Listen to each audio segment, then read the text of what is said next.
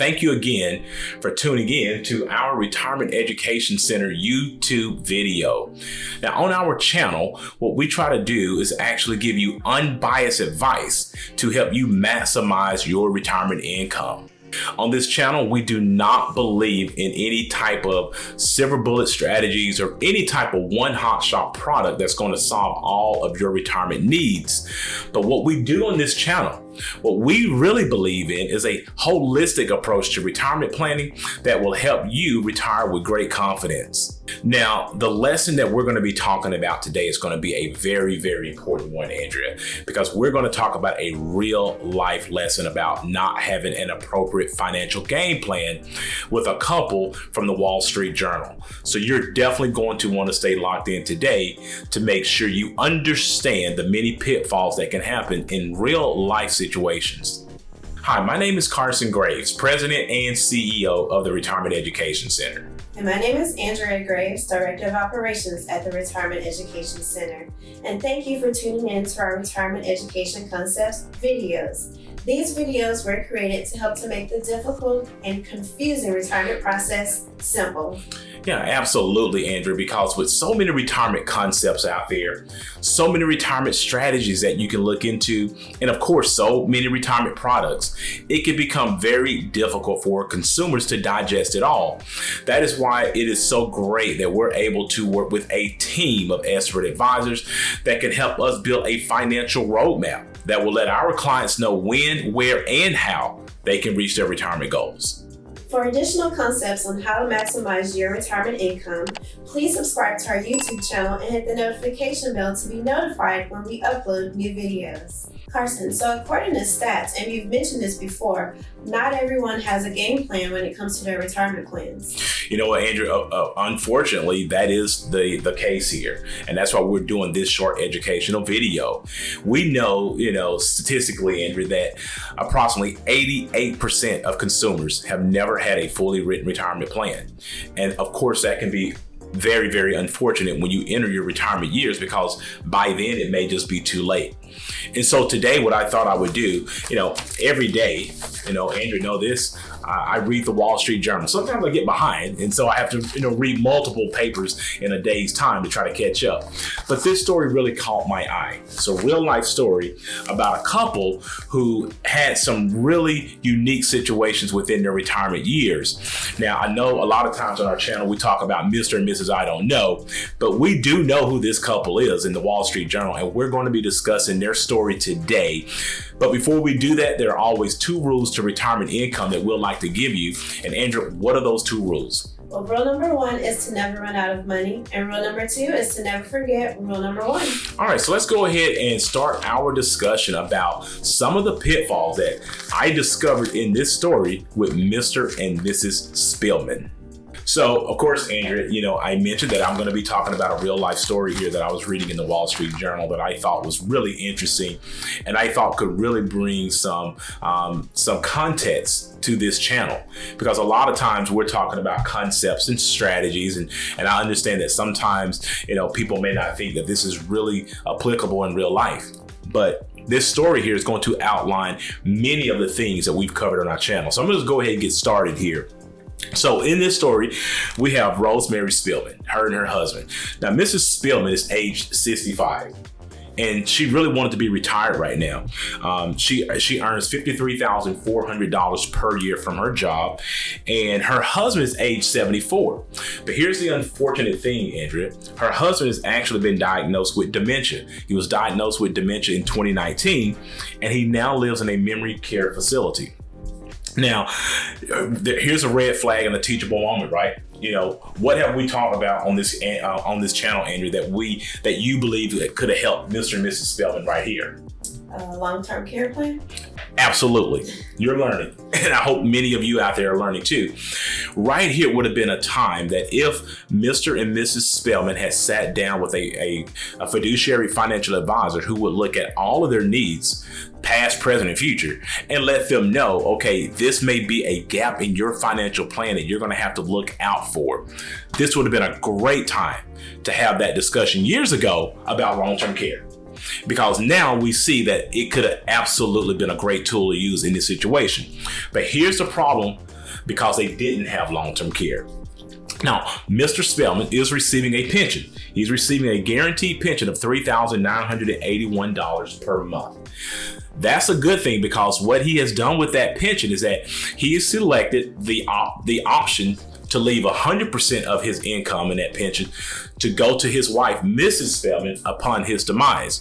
So that's a positive thing, and it's another teachable moment in this video. And we've done educational videos about pensions and deciding what you should be doing. I've helped many of my clients make the appropriate decision when it comes to their pensions. We know that a lot of times you may get an option, Andrew, with your pension to actually get more income if you choose to leave the spouse with less. But that is usually not the best ideal for most couples. And so Mr. Spellman, either by his, maybe Mrs. Spellman convinced him to do that, absolutely did the right thing here. But here's the unfortunate part about this. Because they are living in a memory care facility, all of his pension income now has to go to that facility. So their lifestyle now has to be altered. So what does she have to do? She actually had to sell her home. She got $580,000 for her home, and she subsequently bought a townhome for $260,000, and she actually has a $100,000 30-year mortgage on that townhome. So there's another issue right there, and it may be another gap that we maybe could have helped this couple with. You're over the age of 62. Both of them are actually over the age of 62. So what could they have done there, perhaps, if they ever spoke with someone who was qualified? What could they have done, Andrew? Started taking their Social Security earlier? See, I want to throw her a curveball to see what she did. No, what we might could have talked about is actually doing a reverse mortgage on that property. That could have been an option. We have YouTube videos about reverse mortgages. They're not for everybody, but being educated, not frustrated, is the key to any financial tool. Never look at any financial tool as a bad thing. Everything should be on the table when you're talking about your retirement solvency. But that could have been an option that could have at least been discussed with the Spellman, that they may have thought could have been appealing, not to change their lifestyle, sell that home they may love and have put so much equity into for a townhome. But isn't downsizing a good thing though? That's a good inference there, Andrew. Downsizing is a good thing. We've spoken about downsizing in your retirement as being a strategy to help you have a more robust retirement.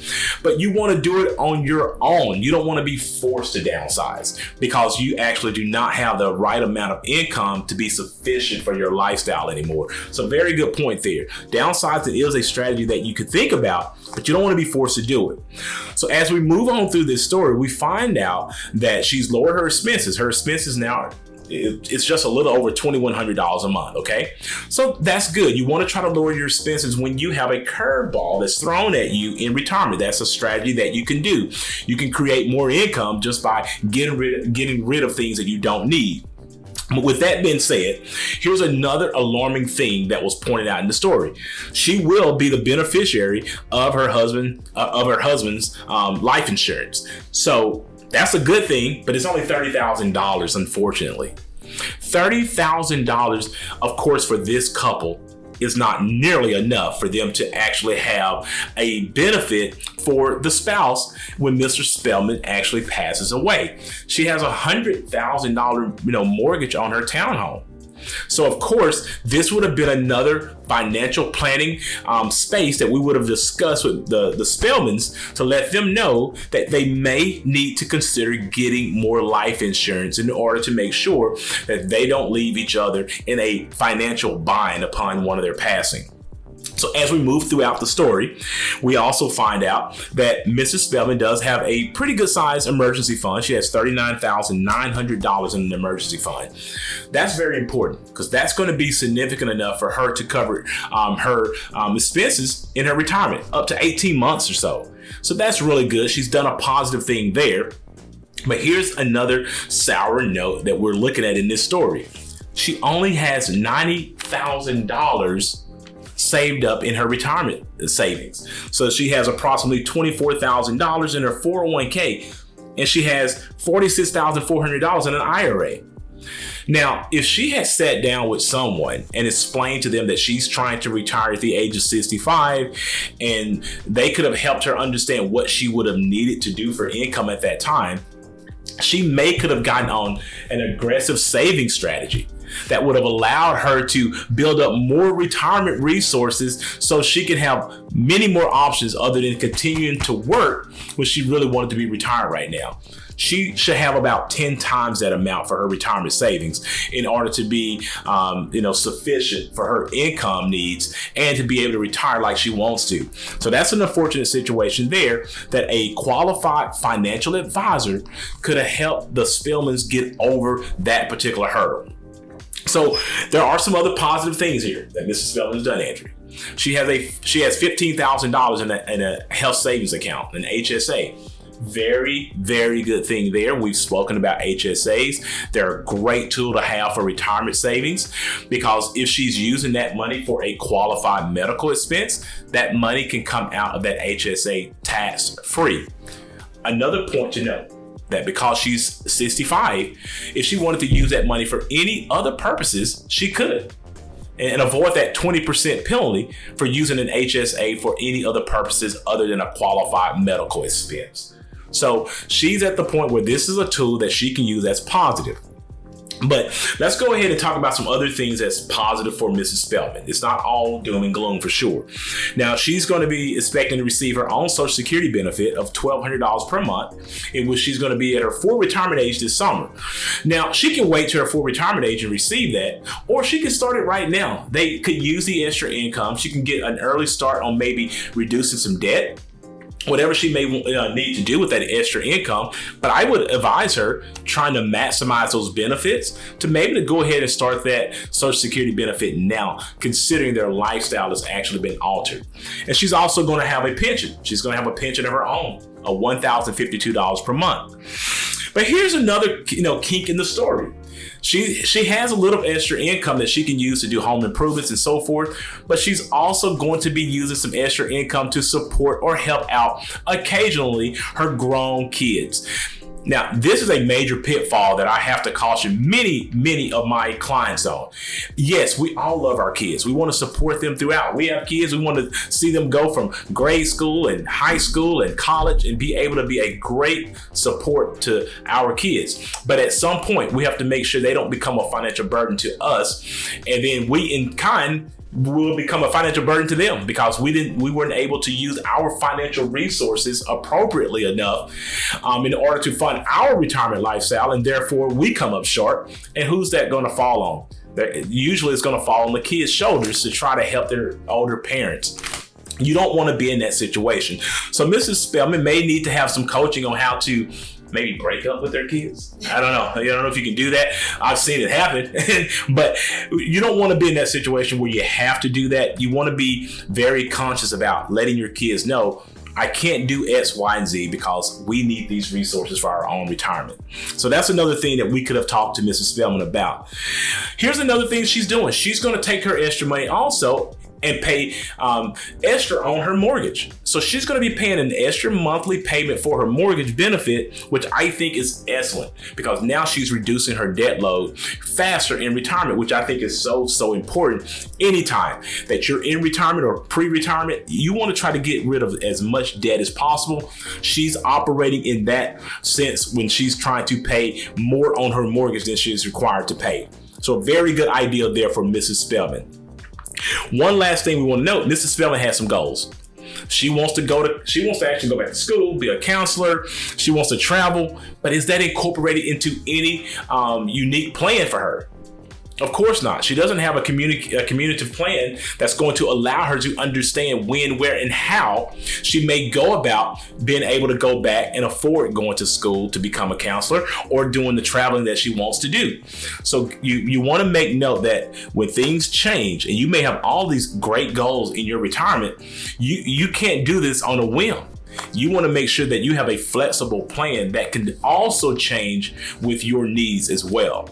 So on a final note about this story, it's not all doom and gloom. There is a happy ending because if Mr. Spelman were to pass away, because of his guaranteed pension that we mentioned that he's receiving $3,981 a month from, and also because he has a Social Security of $1,848 per month, which is higher than Mrs. Spelman.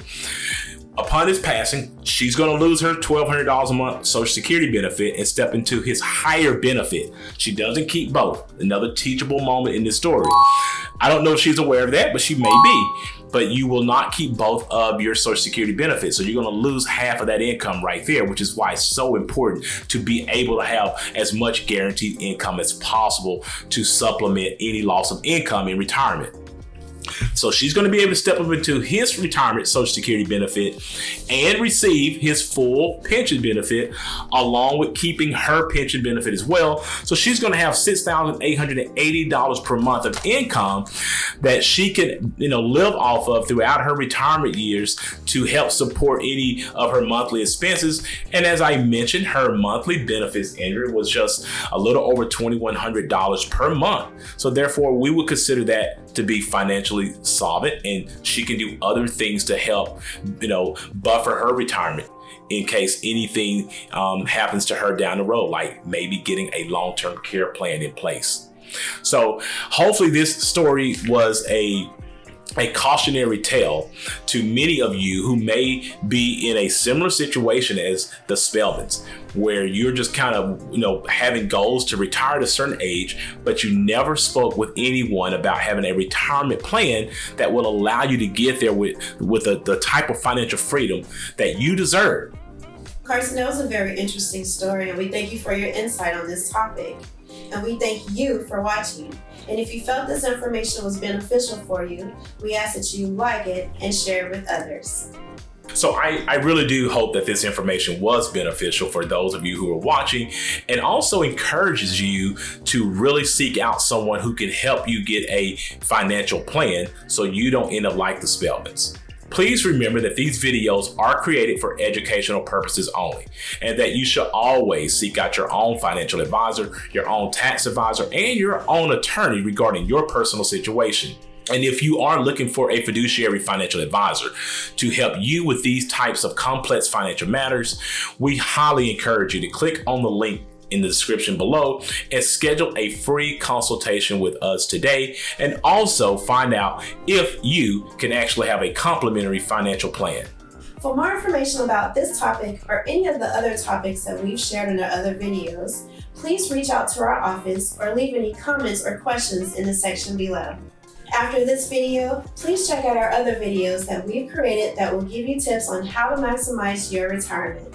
And if you like this video, please give it a thumbs up, subscribe to our YouTube channel, and share it with a friend. Thanks for watching, and remember, if you have questions, we have answers.